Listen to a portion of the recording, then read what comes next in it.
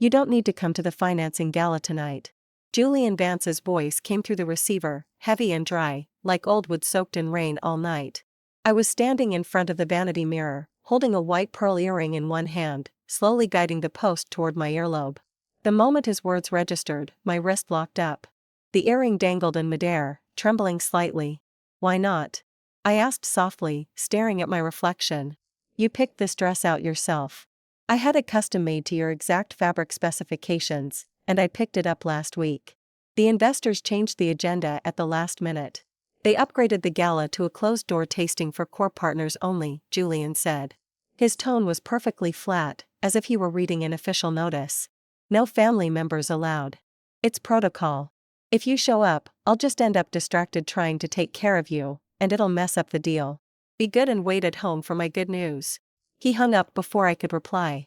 I stood there for a long moment. This Chanel haute couture dress had cost 6 figures, tailored specifically for what he called his trillion-dollar moment. But wearing it now, I felt like an actor stuck in a borrowed costume. I am Aurora Hayes. For 3 years, I had kept my identity as the heiress of the Hayes family hidden, acting as Julian's quiet, supportive wife while he built his company from the ground up. A notification popped up on the wall-mounted screen in the living room, a news broadcast sent over by my best friend. I grabbed the remote and turned on the audio. Tonight, Julian Vance, founder of Vance Group, will sign a major strategic agreement with top North American investors. The camera panned across the venue. I spotted Julian right in the center of the crowd, sharp in his tailored tuxedo, raising a glass with a commanding middle-aged man. And tucked neatly into Julian's right arm was a woman. She was wearing the exact same Chanel dress I had chosen, smiling softly at the cameras. It wasn't me. It was his chief secretary and so-called first love, Violet Lynn. The camera zoomed in. Julian leaned over, gently tucking a stray strand of hair behind Violet's ear. Surrounding guests raised their glasses, laughing. Someone called out, "Congratulations, President Vance." And congratulations, Mrs. Vance. There was no policy against family members after all. Julian had simply handed the title of Mrs. Vance to Violet. My hands grew cold. 3 years of marriage, and I was just a quiet placeholder he could swap out whenever it suited him. My phone vibrated violently on the coffee table with a flood of text messages. Aurora. Are you watching the finance stream? Who is that woman next to Julian? Wait, they're wearing matching watches. I swiped through the messages. On screen, Julian was strapping a Patek Philippe onto Violet's wrist, the very watch I had bidded against 3 different collectors to get him for his birthday last month. At the time, he'd told me it was too flashy for his taste. It wasn't that he disliked the style, he just disliked who gave it to him. I shut off the screen and took a deep breath. I didn't panic, nor did I cry. I dialed a number I hadn't called in 3 years. "Second brother," I said, my voice steady and free of emotion. "Julian is bringing another woman to replace me at the financing gala tonight. He's about to sign the contract with the North American Capital Group." Silence hung over the line for a second, followed by a low, icy chuckle. "A $1 trillion deal? Julian certainly thinks highly of himself," Lucas Hayes replied. "Aurora, do you remember what I told you when you left? No one in the Hayes family takes an insult sitting down. Turn on the TV and keep your eyes on the screen." I turned the broadcast back on. At the venue, Julian was beaming, reaching for a fountain pen on the table. Violet stood beside him, her eyes practically glittering with ambition. Suddenly, the lead representative from the North American investment firm set his crystal glass down with a heavy clink. "President Vance, hold your pen for a moment." Julian's hand froze in midair. "Mr. Hayes? Is there an issue with the terms?" Lucas Hayes stood up slowly. His tall, imposing frame immediately drew every camera in the room. He straightened his cuffs, a faint, dangerous smile playing on his lips. "I just recalled something, and I'd like to clear it up with you first, President Vance," Lucas said, his voice carrying clearly through the venue and across the live stream. "This Mrs. Vance beside you, did she ever mention to you that she has an older brother based in North America?" The entire hall went dead silent. Julian's face drained of color instantly. "Mr. Hayes, what do you mean?" Lucas stepped directly in front of the main camera, speaking word by word. "Allow me to reintroduce myself. I am Lucas Hayes, Executive President of Hayes Group North America. I am also the biological brother of Aurora Hayes. As for why my sister Aurora isn't here tonight, I think we need a proper explanation from you, President Vance, and the lady standing next to you. Before anyone could process his words, Lucas took the multi-billion-dollar contract off the table and ripped it straight down the middle. RIP. Effective immediately, Hayes Group permanently terminates all cooperation with Vance Group. Furthermore, we are initiating a full short position sell-off against Vance Group stock. On screen, Julian slumped to the floor, his face ash-white. Violet shrieked, covering her face as reporters swarmed them like sharks. Sitting on my couch, I watched the chaos unfold. A single tear slipped down my cheek, but a cold smile spread across my lips. Welcome back, second brother. The news broadcast was still blaring when I muted the TV. The sight of reporters swarming Julian and Violet was satisfying, but I had work to do. I walked into the closet, pulled 2 black leather suitcases from the top shelf, and unzipped them on the bed. I didn't touch any of the expensive dresses Julian had bought me over the last 3 years. I only packed my own things, my design sketches, my sketchbook, my tablet, and a few oversized hoodies. For 3 years, I had played the role of the docile, supportive wife he wanted. I had turned down international design offers and hidden my identity as the Hayes family heiress, all to build him up. Bang! The front door slammed against the wall with enough force to rattle the glass panels. Julian stormed in. His tie was crooked, his hair was a ruined mess, and his eyes were bloodshot. He looked less like a corporate CEO and more like a cornered animal. Aurora! What the hell did you do? He roared, striding over and grabbing my wrist. His grip was so tight my bones thudded together. Lucas Hayes is your brother? You knew this whole time, didn't you? You set me up. You made a fool out of me in front of the entire city. I looked at his twisted, angry face without flinching. Did I set you up, Julian, or did you do this to yourself? I asked, my voice chillingly calm. If you hadn't brought Violet to replace me, if you hadn't put the watch I bought you on her wrist in front of every camera in the state, would any of this have happened? I was doing that for the company. He shouted, tightening his grip. Violet is my secretary, she knows how to network. What do you know? You sit at home all day spending my money. You call your brother right now. Tell him to pull back the short sell and tell the media this was all a misunderstanding. I let out a dry, bitter laugh. On what grounds? On the grounds that I'm your husband. He raised his left hand, swinging it wildly toward my face. I didn't flinch. I just stared at him, cold and detached. The slap never landed. A hand with a black onyx ring caught Julian's wrist in midair like a steel trap. Lucas was standing in the doorway, wearing a long black coat. The air around him felt instantly sub-zero. 2 towering bodyguards stood right behind him. You think you can lay a hand on my sister? Lucas's voice was dangerously quiet. With a sharp twist of his wrist, a sickening pop echoed through the room, followed by Julian's sharp scream. Lucas shoved him back, sending Julian sprawling awkwardly onto the marble floor. Second brother, I said, stepping back. Lucas ignored Julian completely and stepped toward me. He unbuttoned his coat, draped it over my shoulders, and gently inspected my reddened wrist. The anger in his eyes softened into pure concern for a fraction of a second before he turned back to the man groveling on the floor. Julian Vance, Lucas said, looking down at him as if he were dirt on his shoe. You are being sued for infidelity, fraud, and the illegal misappropriation of Hayes family trust funds. My legal team is already at the courthouse. The divorce papers and an asset freezing order will be served to you by 8 tomorrow morning. Julian clutched his sprained wrist, his face pale as chalk. No. Mr. Hayes. Second brother. Please, give me a chance. Aurora and I have been married for 3 years. Don't call me that. It's disgusting, Lucas spat. He turned to me. Got everything, Aurora? Everything I care to keep, I said. I pulled my suitcases toward the door, stopping right beside Julian. Slowly, I unclasped the diamond wedding band from my left hand, the ring that had felt like a golden cage for 3 years. I let it drop.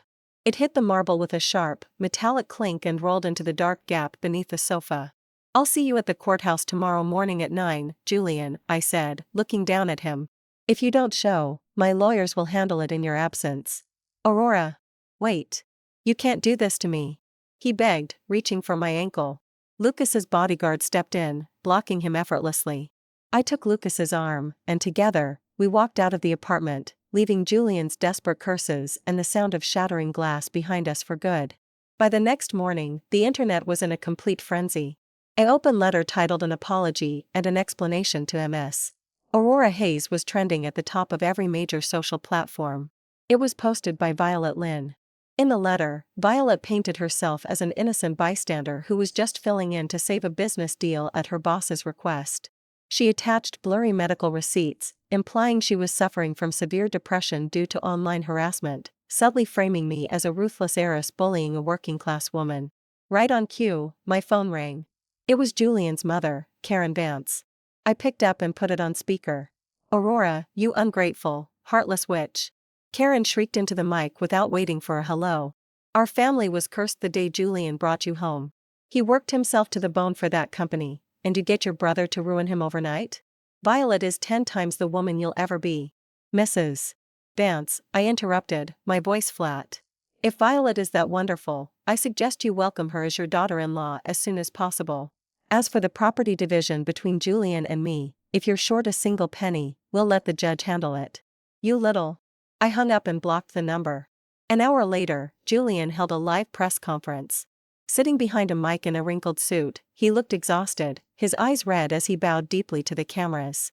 "I failed to manage the balance between my work and my marriage," Julian claimed, putting on a pitiful show. "But my love for Aurora has never changed.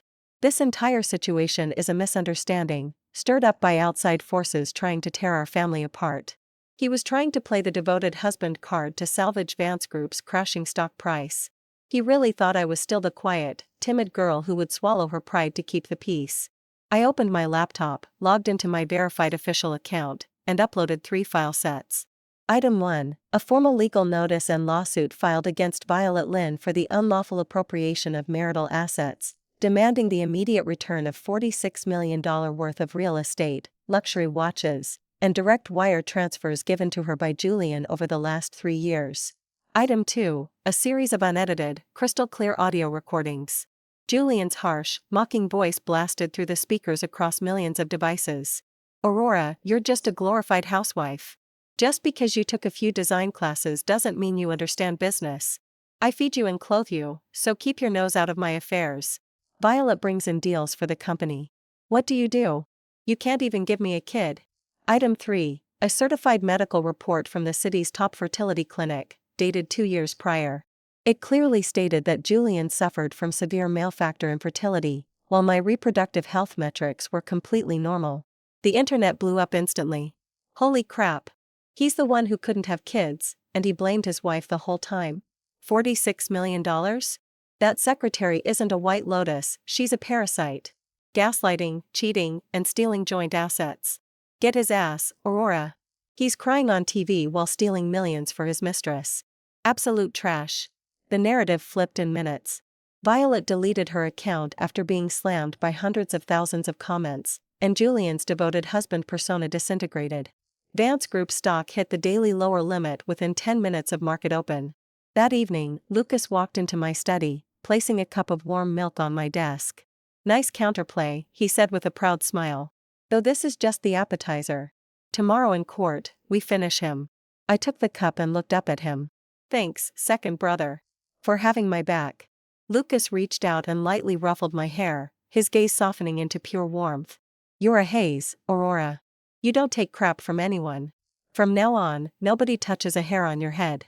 The courtroom was quiet, filled only with the faint hum of the air conditioner and the rustle of legal papers. Julian sat at the defense table. In just a few days, he had lost weight rapidly. His expensive suit hung loose on his frame, and dark circles bruised the skin beneath his eyes.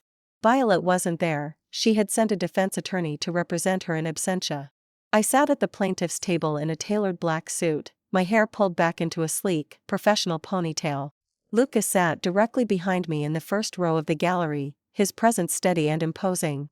"Your Honor," Julian's attorney began, standing up and clearing his throat. "My client, Mr. Julian Vance, admits there were personal friction points in the marriage. However, Vance Group is currently facing severe financial distress. Granting the plaintiff's demand for 60% of the equity while leaving my client with all corporate liabilities defies the principle of equitable distribution." Julian suddenly stood up, staring across the aisle at me with bloodshot, desperate eyes. "Aurora. The company is my life's work," he pleaded, his voice cracking. "If you take 60% of the equity, Vance Group goes under. Look at what we built together for 3 years. Are you really trying to ruin me? I looked at him, my expression unreadable, and signaled my lead attorney. Your Honor, we have 3 key pieces of evidence to present, my attorney, Mr. Zhang, said calmly as he projected the documents onto the courtroom screens. First, an angel investment agreement dated 5 years ago. Prior to the founding of Vance Group, the plaintiff, Ms. Aurora Hayes, provided $5 million in seed capital out of her personal funds, accompanied by a signed stock conversion memorandum. The memorandum explicitly states that Ms. Hayes retains the unconditional right to convert that initial investment into a 60% voting equity stake at any time. The room erupted into quiet murmurs. Julian's eyes widened in horror. That's impossible. I burned that contract. You burned a copy, I said softly across the courtroom. Julian, without my $5 million and the industry connections I gave you 5 years ago, you wouldn't even have a business to lose. Mr. Jean proceeded to the next slide. Second, evidence showing that during the marriage, the defendant, Mr. Vance, illegally transferred $46 million in joint marital assets to Ms. Violet Lynn through fraudulent expense reports and wire transfers, alongside multiple instances of corporate tax evasion. Third, certified medical records and audio logs demonstrating a pattern of psychological abuse and verbal intimidation inflicted on the plaintiff by the defendant. The evidence was overwhelming. Julian slouched back into his chair, his head in his hands. The judge called for a brief recess before returning to read the verdict. Gavel strikes. In the matter of Hayes v. Vance, the court rules as follows. First, the petition for divorce is granted. Second, due to severe fault and intentional dissipation of marital assets by the defendant, the plaintiff is awarded 80% of all marital liquid assets. Third, the stock conversion memorandum is declared legally valid. Plaintiff Aurora Hayes is awarded a 60% voting equity stake in Vance Group, making her the primary shareholder and controlling entity. Fourth, third-party defendant Violet Lynn is ordered to return the full sum of $46 million in misappropriated funds within 15 business days. Gavel strikes. No. No. My company. My money. Julian screamed, slamming his hands onto the defense table. He lunged across the aisle toward me, his face twisted in rage. Aurora. You set me up. Give me back my company. Before he could reach the barrier, Lucas stepped forward, grabbing Julian by the lapels and shoving him back onto the floor. 2 court bailiffs rushed in instantly, pinning Julian's arms behind his back. I walked up to Julian, looking down at him as he struggled against the stone floor. You used to tell me I was a useless housewife who depended on you for survival, I said, my voice dropping to a cold whisper. Today, I took back everything that was mine. And this is only the beginning. I turned, took Lucas's arm, and walked out of the courtroom while Julian's frantic shouts echoed down the hallway behind us. Taking control on paper was one thing, taking control of the boardroom was another. The morning after the court ruling, I walked into the headquarters of Vance Group, now officially rebranded as Hayes Vance Innovation, to claim my seat as controlling shareholder. Inside the top-floor conference room, the old board of directors sat in a tight, sullen circle. Leading them was Senior Vice President David Chen, a longtime ally of Julian who looked at me like I was an unwelcome guest. Well. Look who's playing corporate executive, David sneered, tossing his pen onto the table with a sharp clack. You won a court case, Aurora. Congratulations. But do you actually know how to run a tech company? Do you know supply chains? Product development? Or are you just going to draw pretty pictures while the stock price plummets to zero? A few board members chuckled nervously, nodding in agreement. He's right, another director piped up. Julian ran this place. The engineers answered to us, not a former housewife. I pulled out the leather chair at the head of the table and sat down, leaning back comfortably. I didn't raise my voice. I didn't get angry. Are you finished? I asked quietly. Before David could respond, the heavy glass doors of the boardroom swung open. Lucas walked in, flanked by a team of 10 high-powered corporate attorneys and forensic accountants. His presence alone cut the room's oxygen in half. If my sister isn't enough for you, how about the full backing of Hayes Group Global Resources? Lucas said, stepping beside my chair and resting a hand on the headrest. He scanned the room, his eyes sharp as razors. Does that meet your standards? David's smirk faded instantly. The room fell completely silent. I opened a black folder in front of me and pulled out a stack of documents. Let's address a few items before we discuss product development, I said, eyeing David directly. David Chen. You conspired with Julian over the last 2 years to misappropriate $12 million in corporate funds through shell vendors. The forensic audit report was delivered to the district attorney's office 20 minutes ago. David's face turned an ashen gray. You can't prove that. I don't need to. The DA will, I cut in coldly. And for the rest of you, anyone who wants to resign today can sign their severance agreements right now. Anyone who stays will get a salary bump, provided you pull your weight. But if anyone tries to sabotage this company from the inside, I will personally destroy your careers. No one moved. No one reached for a severance paper. 5 minutes later, David was escorted out of the building by security. I immediately initiated a global live-streamed press conference from the podium on the first floor. Standing before dozens of camera crews, I made 2 announcements. First, Hayes Vance Innovation has secured a $10 billion series of funding round directly from Hayes Capital. Second, we are launching our next-generation AI-assisted design platform, a proprietary system I personally spent the last 4 years developing. As the announcement went out, the company's stock price rocketed upward, instantly hitting the daily trading cap. Outside the building, standing among a crowd staring up at the giant digital news ticker, Julian watched the numbers soar.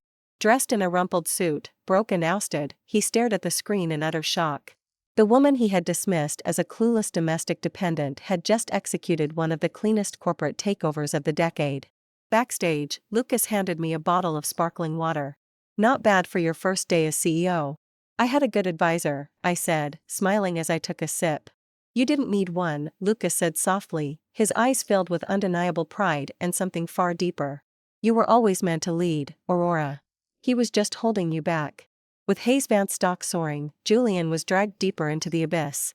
Without corporate backing or liquidity, he defaulted on his massive debts. To keep the creditors from seizing his remaining assets, his mother, Karen, was forced to put their family home up for auction, moving into a cramped, run-down apartment on the outskirts of town. Meanwhile, Violet's attempt to flee the country ended in disaster. I had tipped off law enforcement regarding the $46 million in embezzled corporate funds.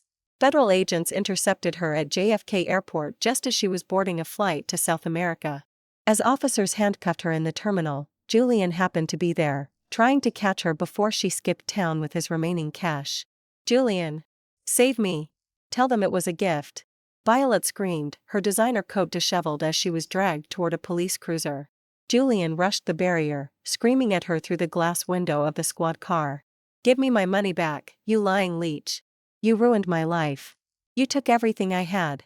The woman he had called his soulmate spit on the window, screaming curses back at him until the cruiser sped away. The footage hit the news within an hour, reducing both of them to a national laughingstock. Later that evening, a heavy downpour drenched the city. As I walked out of the Hayes Vance headquarters under a large black umbrella, a figure suddenly scrambled out from the shadows near the parking garage. It was Julian. He was soaked to the bone, his clothes filthy, and his face bruised from a recent run-in with loan sharks. Before my security detail could react, he threw himself onto the wet pavement, kneeling right in front of me. Aurora. Aurora, please. He sobbed, banging his forehead against the concrete. I was wrong. I was a fool. I was blind. He reached out desperately, trying to grab the hem of my pants, but I stepped back, avoiding his dirty hands. Get up, Julian. You're making a scene, I said, my voice ice cold. I don't care. I don't care about my pride anymore. He cried, looking up with bloodshot, pleading eyes. Violet tricked me. She manipulated me into pushing you away. But I love you, Aurora, I've always loved you. Please, give me one more chance. We can rebuild everything together. I'll do anything you want. I looked down at the man who had spent 3 years tearing down my self-worth, now groveling in the mud like a stray dog. You don't love me, Julian, I said calmly. You love status. You love money. And now that you have neither, you're desperate for a lifeline. That's not true. He choked out. I swear it's not. Do you remember 5 years ago, when your startup was about to go bankrupt? I asked, cutting him off. You received an anonymous wire transfer for $3 million. Violet told you she pulled strings with an investor to get you that money, and you've treated her like a savior ever since. Julian froze, his mouth hanging open. How? How do you know about that? Because Violet didn't raise a single dime, I said softly. I sold the rights to my entire early design portfolio to a European gallery to raise that cash. I gave it to you anonymously because you were too proud to take money from your wife. Julian's eyes went wide as saucers. What? The person who saved your company, the person who stood by you when you had nothing, was me, I continued. And you traded me for the woman who stole your last dollar and tried to run. The realization hit him like a physical blow. Julian slumped backward into the puddles, gasping for air as if he were suffocating. The sheer weight of his own stupidity crushed him. No. No. What did I do? What did I do? He shrieked, clutching his head and sobbing hysterically into the rain. A second umbrella shifted over my head, blocking the wind. Lucas stepped beside me, his tall frame blocking Julian from my view. Get this garbage out of my sister's sight, Lucas ordered calmly. Two security guards grabbed Julian by his arms and dragged him away, his desperate, agonized screams echoing down the street until they faded into the sound of the rain. A month later. Paris, France. The Grand Palais hosted the annual International Design Excellence Awards, the highest honor in the global design community. Cameras flashed along the red carpet, broadcasting live to over 100 countries. Meanwhile, in a cramped, moldy basement apartment on the outskirts of New York, Julian sat in front of a flickering, outdated television set.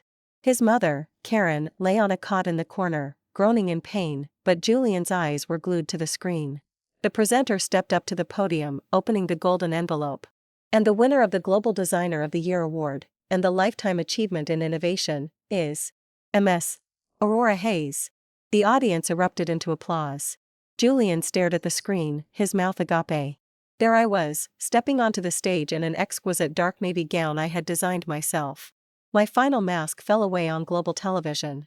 I wasn't just the heiress of the Hayes family or the CEO of Hayes Vance Innovation. I was Aura, the legendary, reclusive designer whose work had revolutionized the industry over the last decade. The very designer Julian had tried for years to hire, never realizing she was making his coffee every morning. In his basement, Julian smashed his fists against the floor, let out an agonized howl, and wept hysterically, realizing the sheer magnitude of what he had thrown away. On stage, I accepted the heavy gold trophy and leaned into the microphone. For a long time, I was told that a woman's place was behind a man, serving as his quiet support, I said, my voice echoing clearly through the auditorium. Tonight, I want to tell every woman listening, never fold your wings for someone else's comfort. Your light belongs in the sky, and only you get to decide how bright you shine. The crowd rose to their feet in a standing ovation. As the applause began to settle, gentle orchestral music filled the hall. Lucas, looking impossibly sharp in a white tuxedo, walked onto the stage carrying a massive bouquet of rare blue roses. He walked straight toward me, ignoring the hushed gasps from the audience. Second brother? I asked, startled. Instead of handing me the flowers, Lucas handed the bouquet to an assistant, looked me dead in the eye, and sank down onto one knee. The crowd gasped loudly. The live chat on the global broadcast exploded with millions of comments in seconds. Aurora, Lucas said, his voice deep and steady, amplified by the stage microphones. There's a secret I've kept locked away for over 10 years. I froze, looking into his dark, intense eyes. We aren't related by blood, Lucas confessed, his gaze filled with a lifetime of unsaid words. When the Hayes family took you in, I swore to myself that I would protect you with my life. Watching you walk down the aisle with another man 3 years ago was the biggest regret of my life. Luckily, fate brought you back to me. He reached into his jacket pocket and pulled out a velvet box, opening it to reveal a flawless, cushion-cut red diamond ring. I don't want to be your brother anymore, Lucas said softly, his voice trembling slightly with emotion. Aurora Hayes, will you give me the chance to stand by your side as your husband, and spend the rest of my life protecting you? The audience went wild. Reporters snapped photos at a dizzying pace. Holy crap! They aren't blood-related? The fake siblings to lovers trope in real life? I'm screaming. He waited 10 years for her. Look at how he looks at her. I looked at Lucas, the man who had built a shield around me when my world collapsed, the man who had loved me in silence without ever forcing his feelings on me. Tears prickled at the corners of my eyes, but a genuine, radiant smile broke across my face. I held out my left hand. Yes. 1,000 times, yes. Lucas let out a breath he seemed to have been holding for years. He slipped the ring onto my finger, stood up, pulled me into his arms, and kissed me deeply right there on stage. The entire hall burst into cheers, and far across the ocean in a dark basement, Julian fainted onto the cold floor. 1 year later. a private island in the Caribbean. The sun shone brightly over a pristine white sand beach where hundreds of elite guests, foreign dignitaries, tech titans, and world-renowned artists had gathered for the wedding of the century. It was simultaneously the launch celebration for Hayes Group's revolutionary global clean energy initiative, co-founded by Lucas and me. I stood behind the floral archway in a custom silk gown, holding a bouquet of lily of the valley. Lucas walked up beside me, adjusting his black bow tie. Even after a year of engagement, the way he looked at me still made my pulse race. Nervous? He asked softly, taking my hand and kissing the back of my knuckles. Not at all, I smiled, looking into his eyes. Just ready. Good, because I've waited over a decade for this moment, he murmured, leaning down to press a soft kiss against my forehead. Every contract, every company, every dollar I've ever made means nothing compared to standing here with you today. Before we stepped out onto the aisle, my assistant handed me a tablet. Boss, quick update from New York before we start the broadcast. On the screen was a brief news report from a local New York court. Former CEO Julian Vance was sentenced today to 22 years in federal prison for grand larceny, tax fraud, and wire fraud. His co-conspirator, Violet Lynn, received 15 years without parole. His mother, Karen Vance, remains under eviction notices in public housing. I stared at the thumbnail of Julian being led away in orange scrubs, his head bowed, looking broken and old beyond his years. There was no anger left in my heart, only complete indifference. He was a ghost from a past life. I swiped the tablet dark and handed it back. Let's go get married. Music swelled as the glass doors opened. Hand in hand, Lucas and I walked down the aisle toward the altar, surrounded by cheering friends, family, and millions of viewers watching the live global stream. The officiant smiled as we reached the front. Do you, Lucas Hayes, take Aurora to be your lawfully wedded wife, to love and cherish, in sickness and in health, for as long as you both shall live? I do, Lucas said without a second's hesitation, his voice ringing loud and clear. And I promise to spend every day of my life making sure you never have to doubt your worth or your place in this world. And do you, Aurora Hayes, take Lucas to be your lawfully wedded husband? I do, I said, looking right into his eyes. Thank you for waiting for me, and for loving me when I forgot how to love myself. By the power vested in me, I now pronounce you husband and wife. You may kiss the bride. Lucas pulled me close by the waist and dipped me gently, pressing his lips to mine as fireworks detonated over the turquoise ocean behind us. The applause from the crowd washed over us like a wave. The little girl who had once hidden her talent to make an ungrateful man feel big was gone. In her place stood a woman who owned her empire, loved fiercely, and was loved unconditionally in return. As the cheers echoed across the island, Lucas leaned in and whispered against my ear, "Welcome to your forever, Mrs. Hayes." I laughed, wrapping my arms around his neck. Forever sounds just right.